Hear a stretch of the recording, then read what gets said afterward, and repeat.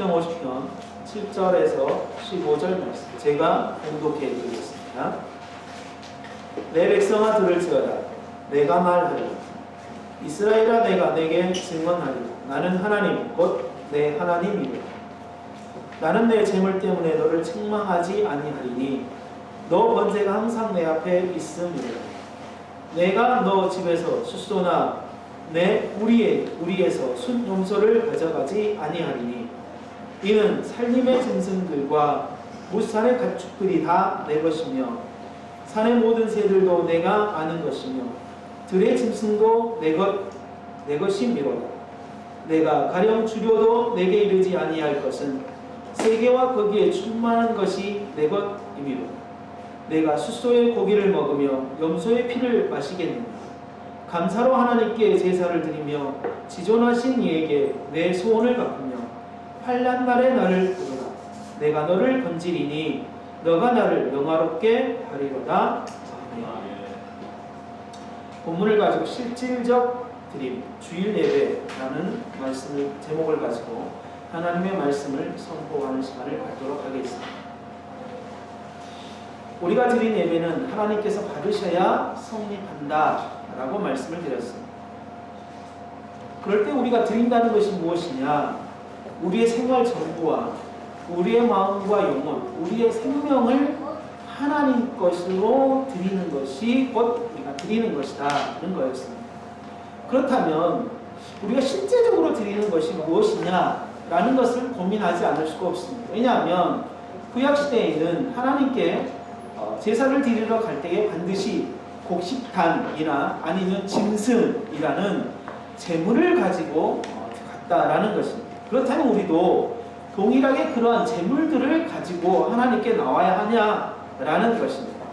그렇지 아니하고 예수님께서 안식일의 주인으로서 안식 후 첫날 부활하여 제자들이 이날을 기념하였던 이 주일날 우리가 안식일을 대신하여 드리면서부터 우리는 곡식단이나 제물을 가지고 하나님께 드리는 것이 아니라 주일 예배로 하나님께 드리게 되었습니다. 그것은 곧 예수 그리스도가 이 땅에 오셔서 그 예수 그리스도가 율법의 주인이시며 안식일의 주인으로서 모든 것들을 완성하시고 모든 것들을 전부 다 폐하셨기 때문에 가능했다라는 것입니다. 그래서 우리는 이 주일 예배를 실질적으로 드려야 하는 것으로 드려야 합니다. 그런데 이 구약에서 제사를 드릴 때에 곡식단을 가져오고 그 다음에 짐승을 가져왔던 그리고 그것을 요구했던 의미는 현재의 곡식단이나 짐승을 가지고 우리가 주일 예배에 참여하진 않지만 그러니까 형식이 달라졌지만 그 의미는 동일하다. 그 의미는 동일해서 그 의미가 무엇인지를 우리가 자세히 좀 살펴보아야 한다라는 것입니다. 그래서 안식일날 제사를 드렸던 구약과 주일날 예배를 드리는 이 신약의 차이는 제물을 가지고 오냐 실질적으로 곡식단이나 짐승을 가지고 오냐 가지고 오지 않느냐의 차이지 나머지는 똑같다라는 것입니다. 그럴 때 하나님께서 구약에서 그 제물을 가져올 때에 우리들에게 요구하는 마음이 있었습니다. 그 마음이 뭔지를 좀 살펴보고 난 다음에 주일 예배를 우리가 어떻게 드려야 되는지를 좀 살펴보는 일을 하도록 하겠습니다. 오늘 본문을 보면 14절에 감사로 하나님께 제사를 드리며 라고 이야기를 하고 있습니다. 감사로 하나님께 제사를 드리며 감사로 하나님께 제사를 드린다는 이야기는 그분의 그러니까 하나님의 은혜와 하나님의 선하심에 감사하는 것이라는 뜻입니다. 하나님께서 재물이 많고 적고 그 다음에 재물에 정성이 있고 없고 재물에 흠이 있고 없고 그것을 지금 따지는 것이 아니라요. 재물은 늘 넘쳤습니다. 이스라엘 백성들이 제사를 드릴 때에 드렸던 재물은 늘 넘쳤습니다. 그래서 뭐라고 이야기를 하고 있냐면은 8절에 너 번제가 항상 내 앞에 있음이로.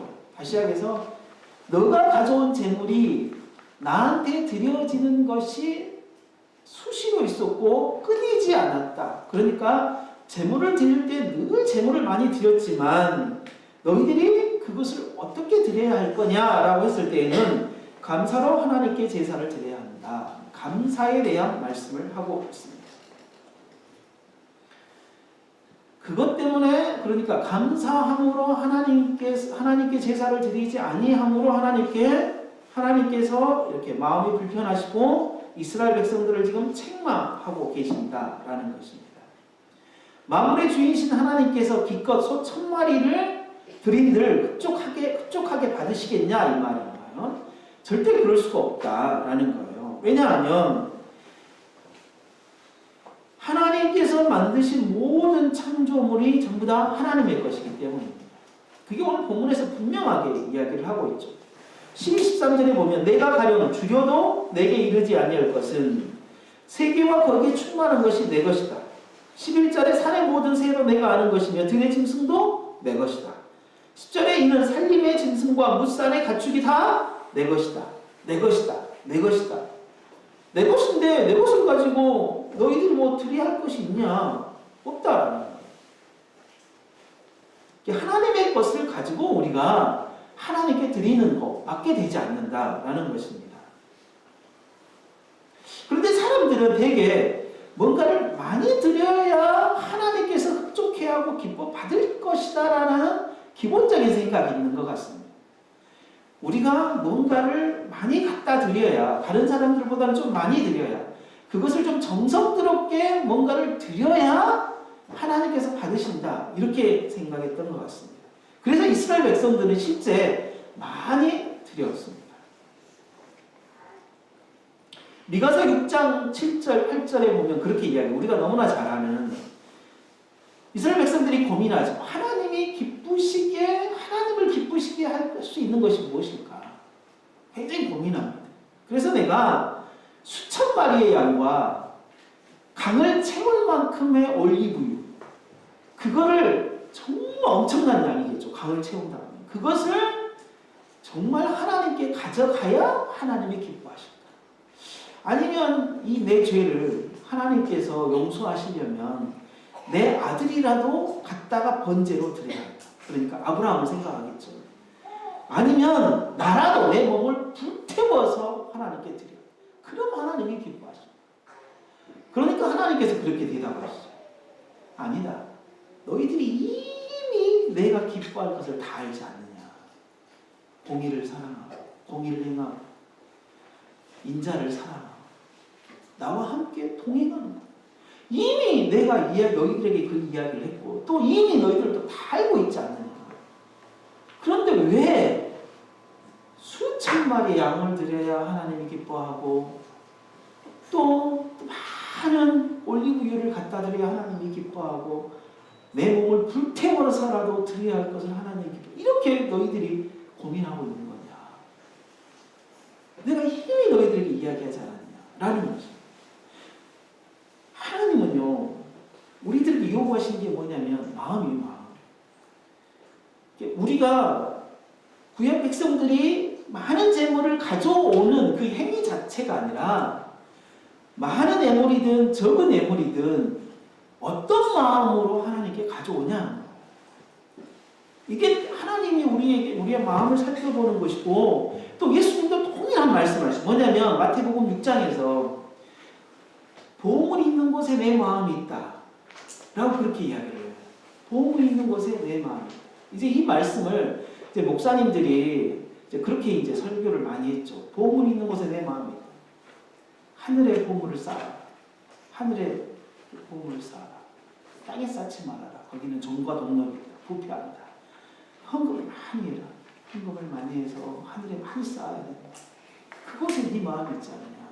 돈을 탁 많이 내면 그곳에 마음이 있다. 어디 모임에 가서 자기가 돈을 많이 내면 거기 그 마음이 있고 사람들이 알아주고 그게 다 주인으로 하는 것처럼 교회에서도 마치 그런 것처럼 이야기를 하죠. 이 보물이라는 것을요. 보물과 마음을 두 개를 정확하게 이야기를 했거든요.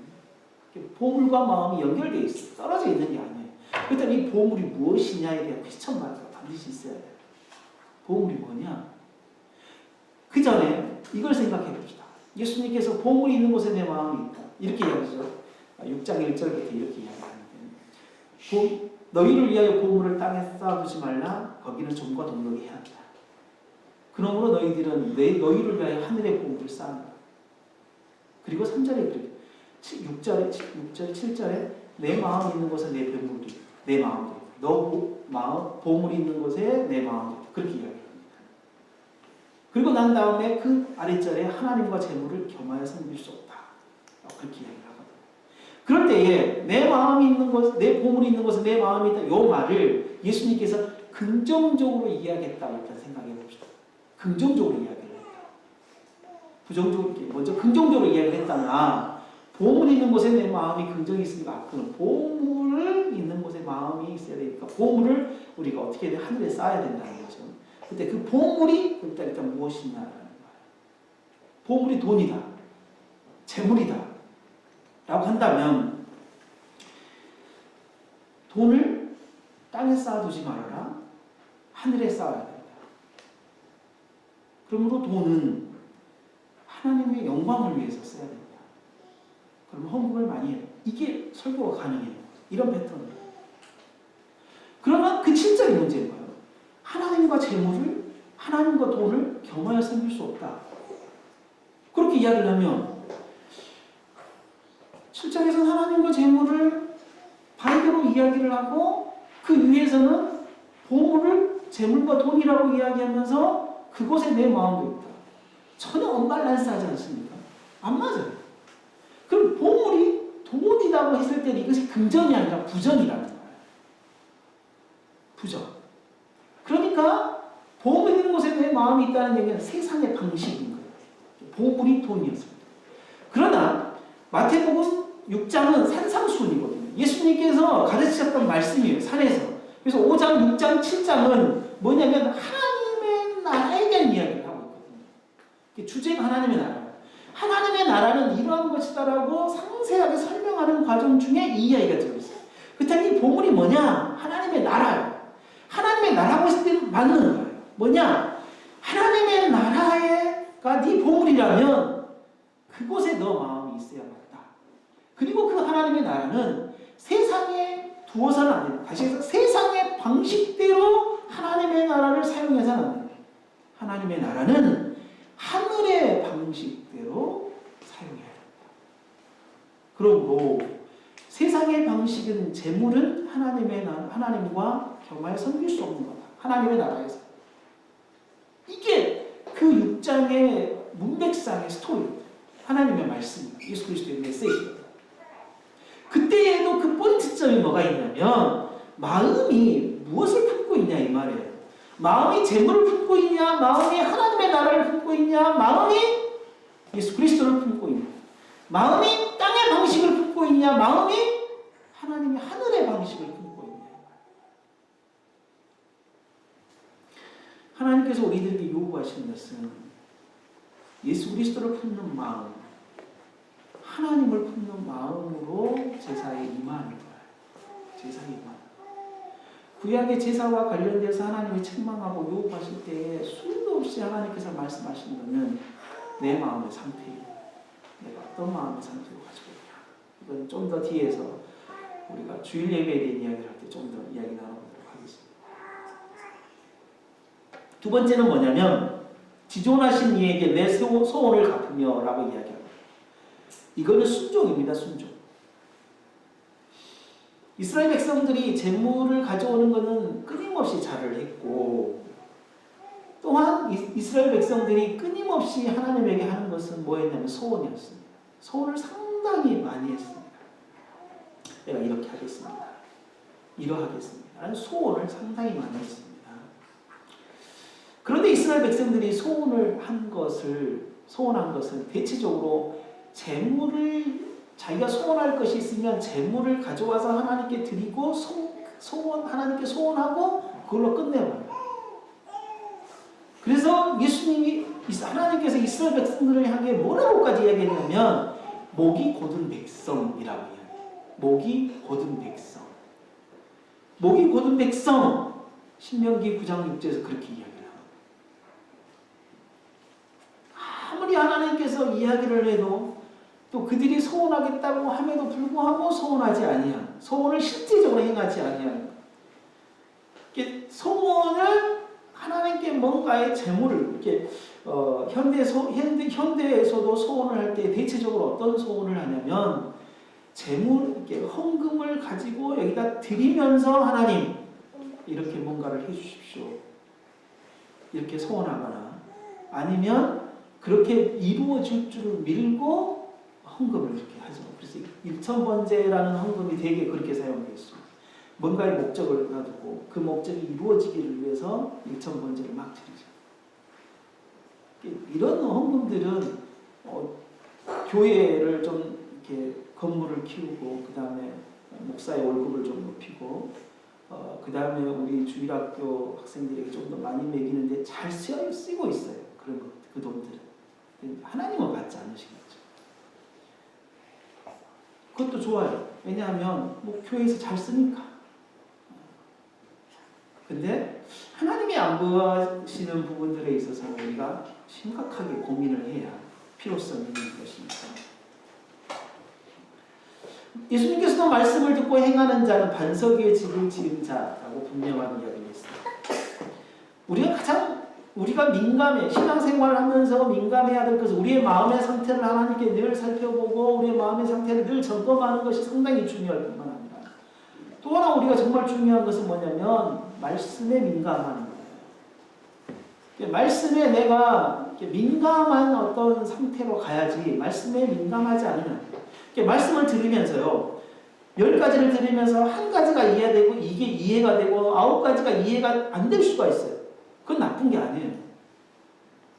뭐가 그 말씀을 들을 때 잘못된 태도라면 아예 말씀을 들으려고 하지도 않고 말씀을 이해해 보려고 하지도 않고 말씀을 딱 받았는데 그 말씀에 대하여 나와 어떤 상관이 있지? 라고 되새기며 정말 다시 묻고 이건 아닌 것 같은데 이러하지 않고 그냥 튕겨내 보내는 거예요. 이런 것이 말씀에 민감하게 이렇게 반응하지 못하는 모습이죠. 이해가 되지 않는데 왜 이렇게 말씀하시지? 이거 왜 이럴까? 라고 하는 거는 말씀에 민감한 반응인 거예요. 그러한 성도들에게 나는 하나님께서 분명하게 성령을 통해서 하나씩 하나씩 깨달음이 있게 하실 거라는 거예요. 그렇게 아예 하지 않는 것 자체가 정말 불순한 태도, 하나님의 말씀에 민감하지 않는 거죠. 말씀을 따르다가 실패한 것 하나님이 기뻐하셔요. 왜요? 그 영향이 안 되는 거지만 그럼에도 불구하고 부지런히 따르는 거예요. 말씀을 듣고도 실천하지 않는 사람을 하나님이 기뻐하지 않는 거죠. 그러니까 그냥 말씀을 따라 살아가 보려고 부단하게 노력하십시오. 실패도 좋습니다. 잘못된 길을 가도 좋습니다. 왜냐하면 말씀을 따라 살아가려는 기본적인 것은 하나님께서 그를 진리의 길로 이끌어 갈 것이기 때문입니다. 우리가 전부 다 진리 가운데로 다 나아갈 수는 없잖아요. 하나님의 말씀을 이해한 바대로 나아갈 때 이게 나한테는 내 이해대로 내한테는 맞겠지만 다른 사람한테는 전혀 아닐 수도 있고 공동체에서는 전혀 아닐 수도 있잖아요. 그럼에도 불구하고 말씀에 충실하게 따라가려는 태도는 성령을 의지하여서 가려는 태도는 하나님께서 그를 반드시 진리의 길로 인도해 가실 거라는 거예요. 그런 부분에 있어서 우리가 좀 명확해야 돼요. 그래서 어떤 사람 눈에 볼 때에는 저 사람은 정말 돌 잘하구나. 저 사람은 참 힘들고 어렵구나. 그럼에도 불구하고 말씀으로 부단하게 가려는 일에 있어서 우리가 품을 수 있는 거죠.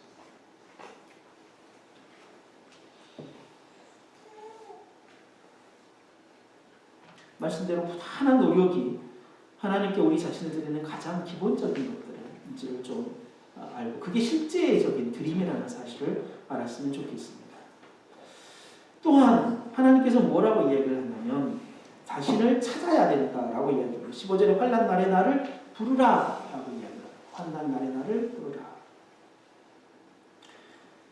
구약의 백성들은 재물을 가지고 하나님께 나아갔죠. 이 재물이 하나님과 연결시키는 고리였어요. 제물이 없이는 하나님께 나아갈 수가 없었어요. 왜냐하면요, 하나님 구약에서는 하나님과 백성이 만날 수 있는 유일한 방법은 제물이에요. 그 제물에다가 자신의 죄든, 자신의 감사든, 자신의 무엇이든지 간에 다 거기에 얹어서, 그러니까 제사장으로 하여금 안수해서 그거를 하나님께 드리는 행위였기 때문에 구약에서는 심지어는 그렇게 이야기죠. 제물을 가지고 나오지 않는 자를 죽이라. 책망하시는 말씀까지 있어요. 왜냐하면 그 제물이 매개체로서 하나님 앞에 나아가는 도구였기 때문인 거예요. 근데 이러한 제물이 누구냐? 자기 자신은 분명히 아니라고 그랬어요. 이 제물은 신약에서 예수 그리스도가 뭘로 완성시켰어요? 예수 그리스도. 메시아가 자신이 친히 제물이 되어주셔서, 그 제물이 완전하게 하나님께 온전히 다 드려짐으로 말미암아 제물의 완성을 하셨고, 제물로서 완성을 하셨고, 온전한 제물로서 하나님께 온전히 다 드려지게 되어진 거예요. 그러니까 그 제물이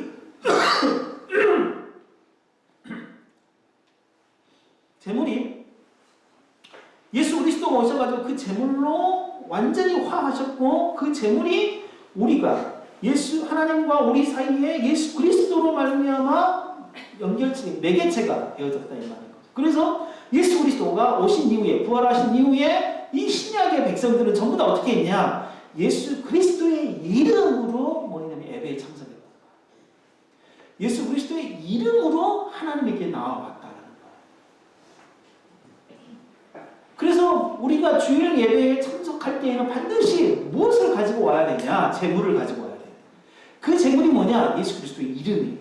그 예수 그리스도의 이름을 믿는 제물을 가지고 나와야 되는 거예요. 제물이라는 단어 자체를 이제 사용하면 안 되고, 신약에서는 믿음이라고 해야겠죠. 예수 그리스도의 이름을 믿는 믿음을 가지고 이 주일 예배에 참여해야 하는 것입니다. 그래서 우리는 그러한 이름으로, 예수 그리스도 이름으로 하나님 앞에 나와왔을 때 하나님 뭐 하시겠다고 하시냐면, 구약에서와 같이 응답하겠다.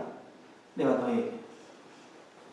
그래서 내가 너를 건지리라. 너가 나를 영화롭게 하리라. 그렇게 이야기하시는 거죠. 우리가 신약에서 와서 이 주일 예배를 예수 그리스도의 이름으로, 정말 예수 그리스도의 이름을 믿는 믿음으로 나아왔을 때, 그리고 그 예수 그리스도의 이름으로 우리가 찬양을 하고, 예수 그리스도의 이름으로 기도하고, 예수 그리스도의 이름으로 말씀을 듣고, 예수 그리스도의 이름으로 헌금을 할 때에 하나님께서 우리들을 영화롭게 하실 거다라는 거예요. 하나님 우리를 영화롭게 하실 거다. 우리가 드리는 예배, 이 예배를요, 정말 참 중요합니다. 정말 중요하지 않겠어요? 우리가 주일날 드리는 이 예배가 정말 중요해요. 그것을 왜 중요하냐? 그것에다가 우리의 모든 것을 담아서 하나님께 드리기 때문에. 그것을 다 담아서 하나님께 드리기 때문에. 이제 이 주일에 대한 이야기를 좀 해보도록 하겠습니다. 왜냐하면 우리가 예배를 드릴 때 주일날 예배 드리는 거예요. 실제적으로 이 주일날 모든 드림이 다 이루어집니다. 이 주일 예배는 모든 시간을 대표하여 드립니다. 모든 시간을 대표하여 드립니다. 구약에서 모든 시간을 대표하는 시간이 안식일이었습니다. 안식일. 그래서 그 안식일이 거룩한 날이었고, 하나님께서 그 안식일에 드리는 제사를 기뻐하셨습니다. 그리고 그날을 기억하여서 드리도록 했습니다. 그런데 율법의 주인이면서 안식일의 주인이신 예수 그리스도가 안식 후 첫날 부활하셨고, 그리고 예수 그리스도가 이 날을 기념하도록 제자들에게 말했고, 제자들이 이제는 언제 모였냐면 안식일도 모이기도 하고, 안식 후 첫날이 그날도 모이기 시작합니다.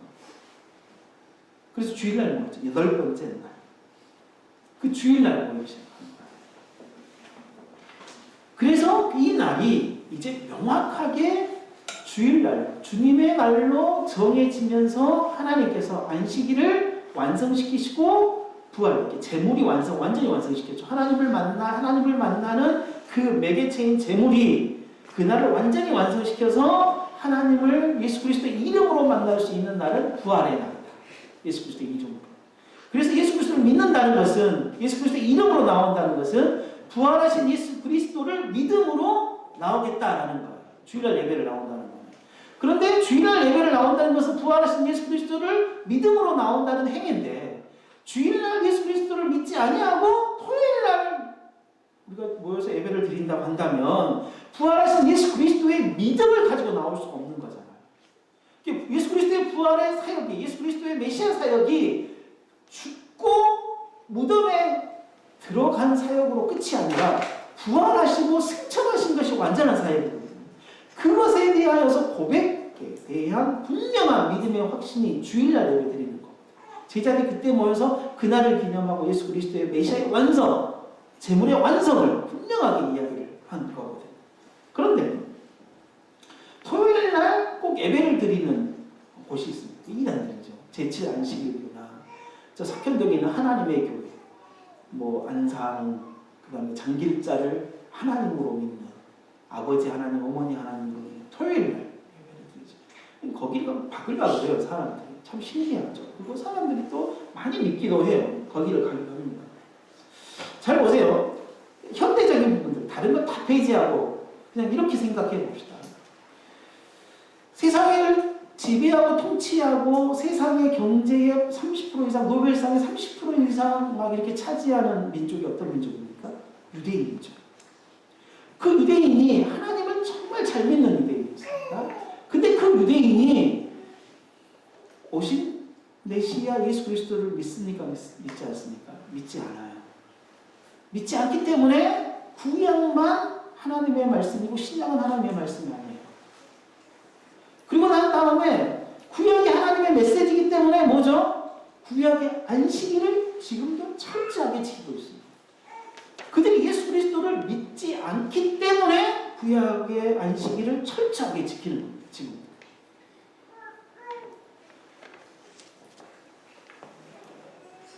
그 유대인들이 여전히 안식일을 지키는 것이 예수 그리스도를 믿지 않기 때문에 안식일을 지키는 거거든요.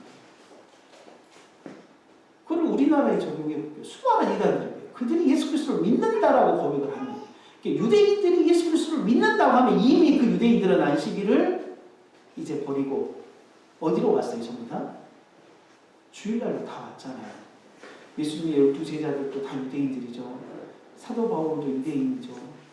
그리고 예루살렘에서 삶을 살아갔던 수많은 예수 그리스도를 믿었던 이 초대교회 사람들도 다 유대인이죠. 그 유대인들이 예수 그리스도를 믿음으로 전부 다 어떻게 했냐? 주일날 예배로 다 돌아오는 거예요. 완성된 날. 그래서 사도행전 20장 1절에 뭐라고 하냐면 예수님이 부활하고 난 다음에 사도행전을 통하여서 교회가 수많은 지역의 교회가 확장되어지고 넓어지는 그곳에 뭐가 있었냐? 안식 후 첫날 제자들이 모였어요. 뭐 하려고? 떡을 뗀다는 이야기는 성찬. 이렇게 그때 당시에는 왜 주일날 떡을 뗐어요? 성찬이 뭐냐? 예배였어요. 그 예배가 성찬인 떡을 뗐다라는 표현은 이들이 예배를 드리러 모였다라는 표현이에요. 지금의 예배와 그때 당시의 초기 예배는 약간의 차이가, 순서적인 차이가 있었고 프로그램점에 어떤 차이가 있었습니다. 그러나 떡을 뗐다는 표현은 주일날 예배를 드리러 모였다라는 표현이에요. 안식 후 첫날 일요일날 모여서 예배를 드리기 시작했습니다. 그리고 이날을 초대교회들은 안식일과 주일을 동시에 지켰어요. 그리고 난 다음에 후에는 점점 안식일이 하나 예수 그리스도로 말미암아 완성됐다는 사실을 알고 주일날만 예배를 드리기 시작했습니다. 처음에는 같이 드렸어요. 그리고 난 다음에 이 성경에는 이후에 주 예수 그리스도의 날, 주일날을 그렇게 이야기를 하고 있고 계시록 1장 10절에 보면 주의 날로 그렇게 이야기를 합니다. 이 안식 후 첫날, 이 일요일날. 그래서 우리가 주일이라고 이야기합니다. 주의 날, 주일. 예수 그리스도가 태어나시고 난 1700년경이에요. 초대교회 사람들이죠. 이 초대교회 사람들이 그 이그나티우스가 편지를 쓴 것인데 그 편지에는 이런 내용이 있습니다. 안식일을 지키는 것이 아니라 그들의 생명이 또한 주를 통해 살아난 주의 날에 맞추어 그들의 생활을 개조하는 것이 그렇게 이야기합니다. 이제 그때 당시에는 전부 다 안식일에 초점에 모든 생활 패턴이 다 맞춰져 있었거든요. 예수 그리스도가 오시기 전에. 그렇지 않을까요? 안식일 날 쉬어야 되는 거잖아요. 그래서 모든 일을 안식일을 제외하고 다 일을 해야 됐기 때문에 안식일 날의 모든 생활에 초점이 맞춰져서 나머지 날이 전부 다 안식일 날로 돌아갔죠. 그러나 이제 안식일이 폐하여지고 완성되어지고 주일날로 예수 하나님께서 요구하시는 예배의 날이 되었기 때문에 이 예배의 날에 이제 어떻게 생활 패턴을 완전히 바꿔야 돼. 그래서 뭘 사용해? 개조라는 단어를 사용하는 거예요. 우리의 생활을 개조시키는 거예요. 안식일날 쉬는 것이 아니라 이제 주일날 쉬어야 돼요. 그러니까 지금까지 몇천 년 이 삶의 습관, 주일날에 맞춰서 삶의 습관이 들어왔던 이 문화를 주일날로 바꾸는 일들이 끊임없이 왔다라는 거예요. 2세기 말, 그러니까 2세기 초에 1세기 말에도 그런 이야기를 하고 있죠. 디다체라는 사람이 12사도들의 가르침에서 그 14절 보면 그리고 주의 날에 여러분들은 함께 모일 것이며 떡을 뗄 것이며 감사를 드릴 것이며 우리 초대교회 믿음의 선배들이 계속해서 주일날을 계속해서 이제 삶의 개조로 바꿔나가고 있습니다. 뭐 바나바의 서한도 그런 이야기가 있고 저스틴 마터라는 사람의 책에도 이 초대교회 사람들, 초대교회 우리 믿음의 선배들은 이제 주일날 이런 부분들을 계속 개조해 갔던 일들이 있었습니다. 그래서 일요일은 구약의 안식일이 아닌 주일날이 된 것이죠. 그래서 구약의 안식일을 예수님의 부활로 날을 완성시켰어요. 이렇게 안식일이 완전한 날이었지만 예수 그리스도가 안식일 다음 날 부활로서 그 날을 완전하게 완성시켰다 이 말인 거예요. 그래서 우리는 예수 그리스도가 안식일을 완성시켜서 안식일에 행해졌던 모든 형식과 모든 방법들을 전부 다 완성시켰기 때문에 주일날은 완성된 것을 가지고 하나님께 나와야 할 분명한 의미가 있었던 거예요. 그래서 구약의 제사도 바뀌고 형태와 모양도 바뀌고 신약에서 주일 예배라는 새로운 예배 패턴이 나오기 시작한 것입니다. 그런데 안식일 날은 이 주일날이 성일이라고 불렀습니다. 거룩한 날이라고 불렀습니다. 그래서 이 주일날을 그런데 예수 그리스도가 오셔서 이 안식일 날을 완성시킨 것은 왜 이 성일이라고 했냐면 다른 날이 약해서 성일이 아니라 요 날만큼은 또 요 날은 하나님에게 반드시 예배해야 될 것에 대해서 하나님이 잘 가르쳤는데 예수 그리스도가 완성할 때 모든 날을 완성시켜 버렸거든요. 예수 그리스도. 그래서 이 안식일 날 주일만이 거룩한 날이 아니라 주일날뿐만 아니라 나머지 7일도 나머지 6일도 완전하게 완성시켜 버린 날이었어요. 그래서 신구약의 기점에 있어서 우리가 영어에 대한 굉장한 혼돈이 많이 있는데 그 혼돈은 뭐냐면 거룩이라는 단어예요. 이 거룩이라는 단어가 구약에서는 특정한 어떤 날, 특정한 어떤 물건, 특정한 어떤 사람에게 고정적으로 붙어 있는 것이 있었어요. 그런 예수 그리스도 오셔가지고 이 거룩이라는 것을 어떤 특정한 것에서 모든 하나님께서 만드신 모든 세상으로 전부 다 확장시켜 버렸어요. 다 거룩하게 만들어 버렸다 이 말입니다. 왜냐하면 하나님이 원래 창조한 것은 전부 다 선하였고 그 선하였던 창조물이 죄로 말미암아 거룩하지 못하게 되어져 버렸기 때문에 하나님께서 거룩이라는 특별한 어떤 영역으로 만들었던 구약의 시대와 달리 예수 그리스도가 하나님이 창조한 모든 선한 것을 다시 선하게 전부 다 완성시켜 버렸거든요. 그래서 하나님이 창조한 모든 것을 다시 선한 것으로 회복시켰다. 그래서 신약시대에는 거룩이라는 것이 특정한 날, 특정한 장소, 특정한 사람에게 절대 부여되지 않았습니다. 하나님을 믿는 모든 사람들이 다 거룩합니다. 하나님이 창조한 모든 피조물들이 다 거룩합니다. 다 거룩해요. 그렇게 회복이 완전하게 되는 거죠. 그래서 우리가 이 주일날을 성일이라고 부르면 안 돼요. 이 교회를 성전이라고 불러서도 안 돼요. 교회라고 분명히 부르셔야 돼요. 우리가 성지 순례 간다고 할 때 그 성지는 거룩한 땅이거든요. 그 지금 예루살렘 이단들이 사는 저 유대인 이단들이 사는 그곳이 지금 성지예요. 거룩한 땅이에요. 아니잖아요. 그 거룩한 땅에 그들이 산다면 그들도 거룩해져야죠. 거룩한 땅이라는 자체가 아예 없어요. 성지 순례 이런 말 용어들은 좀 우리가 잘 알고 있어요. 그래서 우리가 헌금을 드리는 것을 제물 뭐 이런 표현도 안 쓰고 우리가 예배 드리는 것을 제사 이런 용어도 사용하지 않으면 좋겠고 이 강단을 제단 이런 용어로도 절대 사용해서는 안 되고 또 어떤 교회는 구약에 나와 있는 월삭일이 있거든요. 그 월삭일에 제사를 드렸던 그 월삭 예배, 월삭 새벽 기도회, 월삭 헌금 이런 것들은 이게 의미가 있겠죠. 그렇게 만든 어떤 의미가 있겠지만 그 의미는 인간이 만들어낸 거고 사람이 만들어낸 거고 하나님이 만들어낸 건 절대 아니에요. 하나님이 만들어낸 건 절대 아닙니다.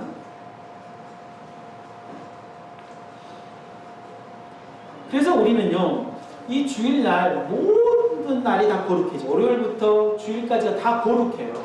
거룩한데 그렇다면 왜 이날 우리가 모여서 기도해야 되는 거냐, 모여서 예배해야 되는 거냐? 공적이기 때문이에요. 공적.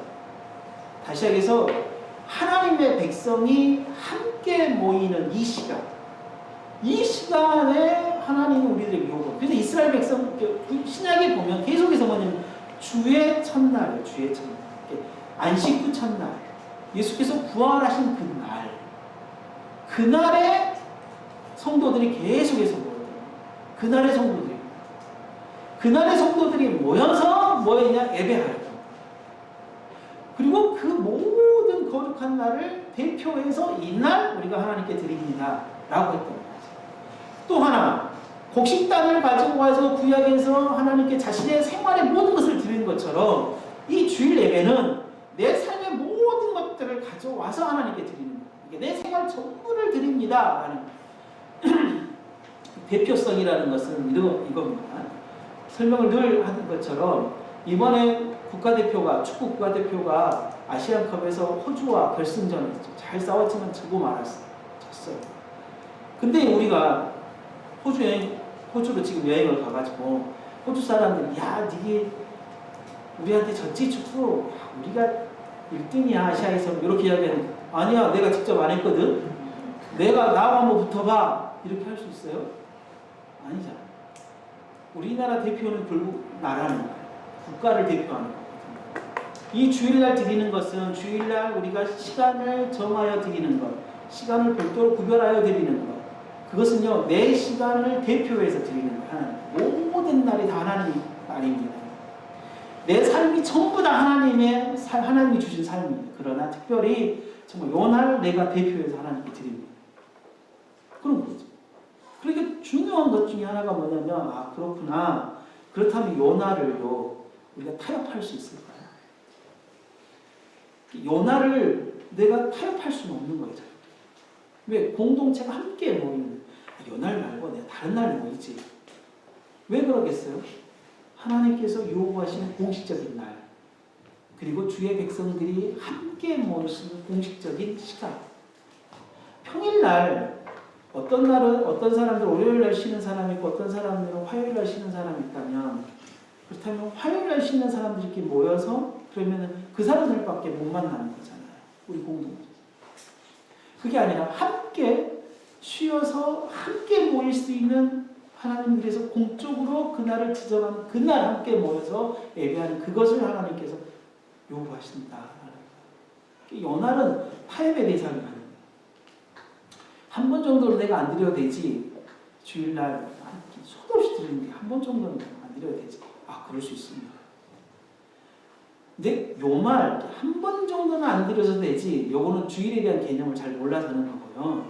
한 번 정도는 그 말을 다른 수요일이나 금요일, 요 날 그런 날에 적용을 좀 하시고 주일날만큼은 내가 어디를 가든지 간에 예배만큼은 어느 곳에든지 드리고 이 마음이 있어야 돼요.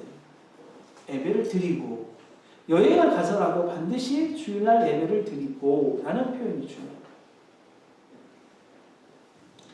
자신의 사정에 따라 이제 한 번 정도는 우리가 그렇게 하는 건 주일날에 대한 개념을 잘 모르시는 분들이었겠죠. 그분들은 잘 모르는. 그래서 이제 배우면 되는 거예요.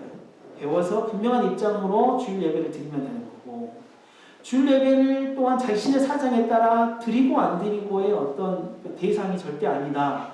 이거는 이제 어린 어떤 신앙의 형태에서 잘 나타나지 않겠어요. 신앙의 어린 상태에서는 분명하게 그럴 수 있어요. 또 그러하고.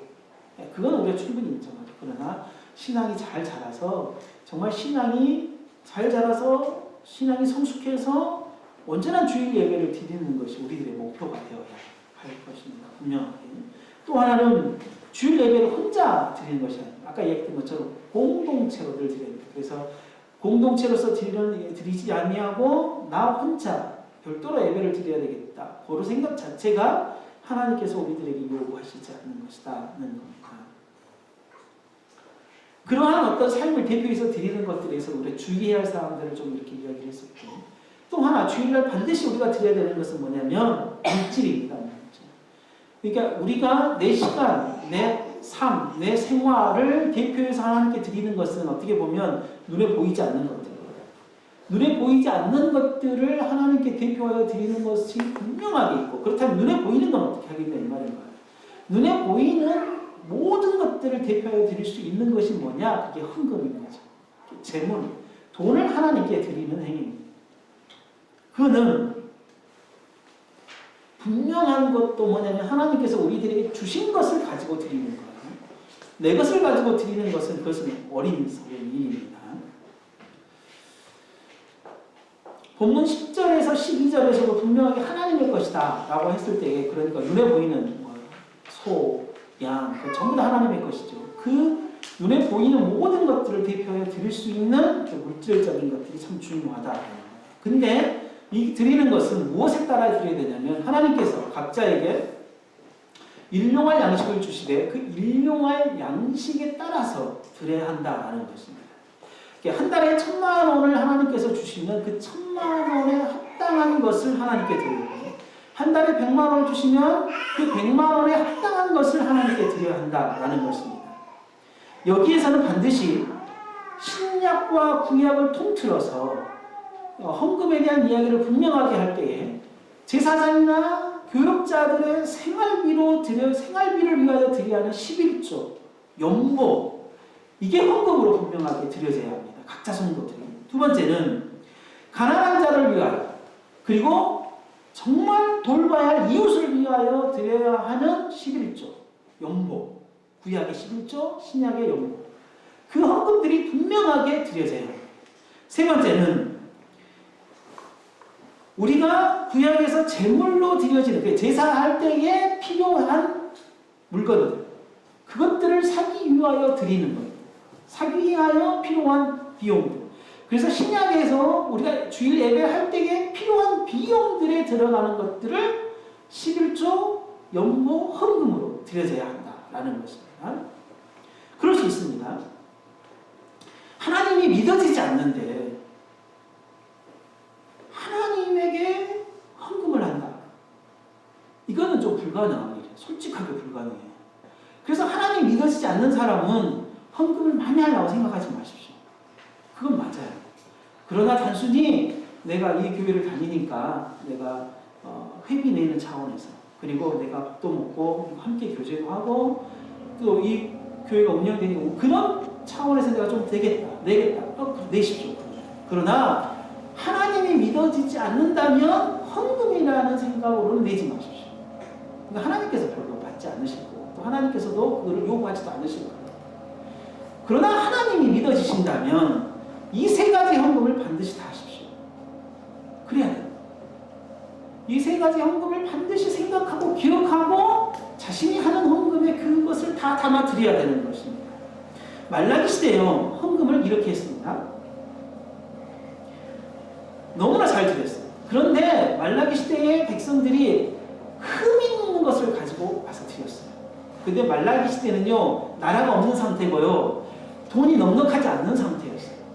근데 제사장들이 두 가지의 문제점을 하나님께서 여기서 지적을 해요. 뭐냐? 왜 흠 있는 것을 너희들이 가져오냐? 그러고도 너희들이 온전한 신앙이라 할 수 있겠냐? 너희들이 정말 꽉꽉 눌러서 11조를 드려봐요.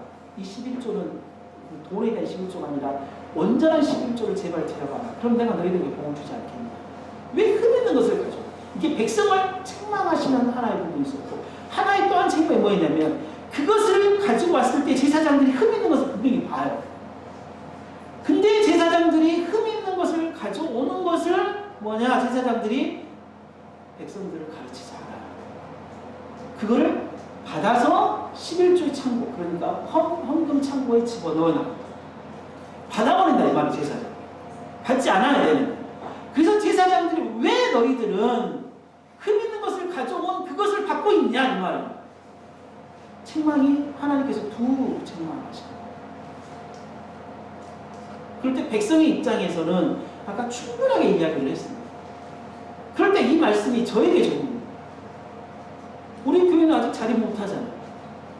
그럴 때 나는 그럼 헌금을 아까워서 드리는 사람도 있고, 억지로 드리는 사람도 있고, 드리지 않는 사람도 있고, 그리고 또 헌금에 대해서 전혀 개념 없이 드리는 사람도 있고, 믿음 없이 드리는 사람도 있고, 그럴 때 내가 못 가르치더라 이 말이에요. 제대로 말을 못해요. 그럼 교회 운영이 안 됩니다. 이 말씀을 내가 접하면서 참 그냥 나도 그렇구나. 그런데 한국 목회자들이 거의 대부분 이러지 않겠냐 이 말입니다. 거의 대부분. 헌금에 대해서 말을 하면 돈을 많이 내라고, 헌금을 많이 하라고 한 것처럼 이미 우리 한국교회가 왜곡되어 있기 때문에 그런 상태. 이거를 또 제대로 가르치자니 제대로 가르치는 부분들에 있어서도 또 마음이 상하고. 그러나 할 수 없이 이야기를 해야 하는 이야기라면 이야기를 할 수밖에 없는 상태.